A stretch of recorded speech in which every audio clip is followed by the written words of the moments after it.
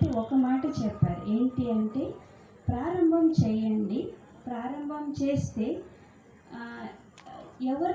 ఎవరిది భాగ్యం రెడీ అవ్వాలని ఉందో వాళ్ళ భాగ్యము రెడీ అవుతుంది అని. ఈరోజు ఈ మొత్తం ఏమైతే ఎక్స్పెన్సెస్ అయ్యిందో అంత ఎక్స్పెన్సెస్ నేను ఎప్పుడు బ్యాంక్లో కూడా చూడలేదు. కానీ ఏ రోజు స్టార్ట్ అయినప్పటి నుంచి ఈ రోజు వరకు, ఈరోజు ఏం పని జరగకుండా సైట్ ఖాళీగా ఉందన్న రోజు కూడా లేదు. ఈ సైట్ వచ్చింది 2019లో వచ్చింది. ఇక్కడ ఏదైనా ప్రోగ్రామ్ చేయాలి అని, వర్క్ స్టార్ట్ చేయాలని 2020 డిసెంబర్లో, సడన్లీ 2020 నవంబర్లో ఒక లెటర్ వచ్చింది. సో డిసెంబర్లో ఏమో చేయాలి అని చెప్పేసి కొంచెం అట్లా ఒక వాటర్ ట్యాంక్ కట్టుకొని ఊరికే ఉందాము అనేసి అట్లా స్టార్ట్ చేసాము. వాటర్ ట్యాంక్ అవుతానే ఉంది, కార్యము జరుగుతూనే ఉంది.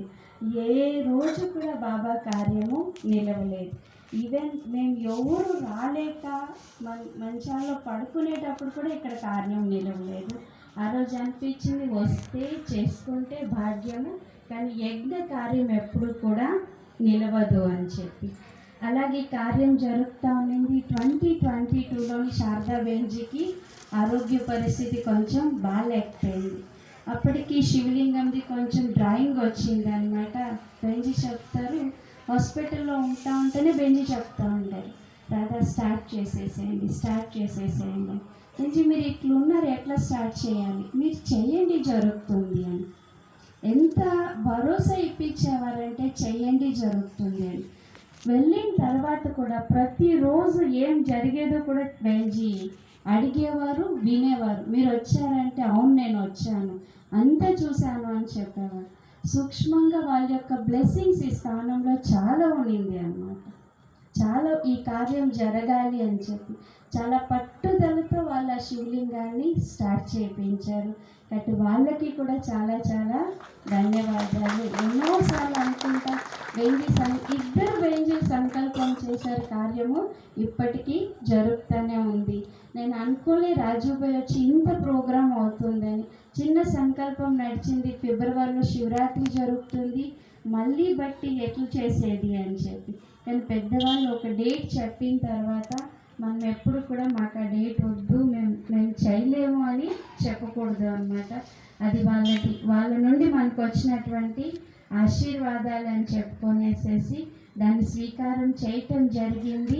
మీ అందరూ కూడా ఇక్కడికి రావటం జరిగింది. కాబట్టి మీ అందరికీ కూడా చాలా చాలా చాలా ధన్యవాదాలు.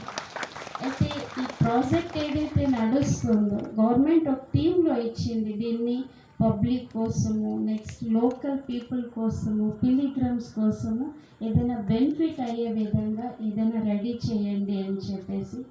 అయితే వాళ్ళకి ఆ రోజు ఏం సబ్మిట్ చేశారు కూడా గుర్తులేదు. ఎక్కడిదో డ్రాయింగ్ వచ్చింది, సబ్మిట్ చేయటం జరిగింది.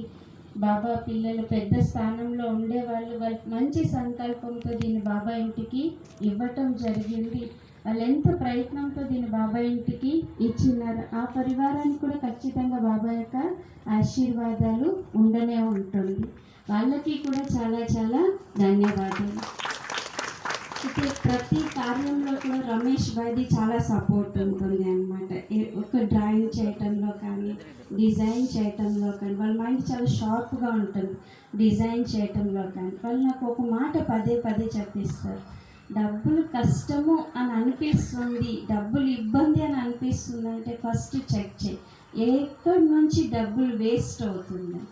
ఏదైనా డబ్బులు వేస్ట్ అవుతుంది అని అంటేనే అప్పుడే డబ్బులకి ఇబ్బంది స్టార్ట్ అవుతుంది.